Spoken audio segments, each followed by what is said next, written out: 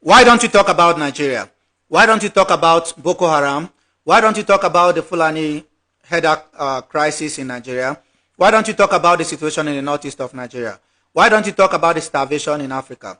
Why don't you talk about the conflict in Sudan? Why don't you talk about the political and economic issues across the Sahel? These are all the questions I get, especially from Africans that come on my live stream. They believe that whatever America is doing around the world is none of their problem. These people believe that whatever is going on in the east of Africa is not even their problem, because if you look at the conflict in Sudan that they are talking about, the struggle over the Nile, the control of the Red Sea, economic largesse, which is found largely in the northeast of Africa, and so on and so forth, is why they're fighting.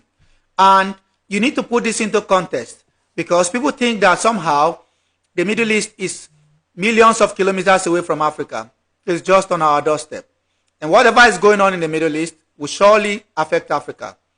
As we speak right now, Israel is working with Somaliland and Ethiopia to give recognition to Somaliland so that Ethiopia can have a port. That is Africa. Well, why are you guys not interested in this? As we speak right now, the likes of France, Russia, the United States are all battling for control of the Eastern Mediterranean and the Western Mediterranean. That is also part of Africa.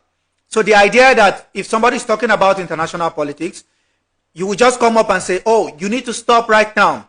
Don't talk about the Americans. Don't talk about the Israelis.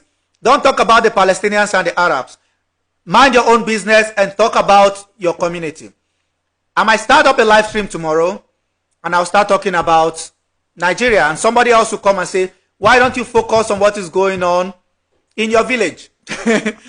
Look, I've had enough.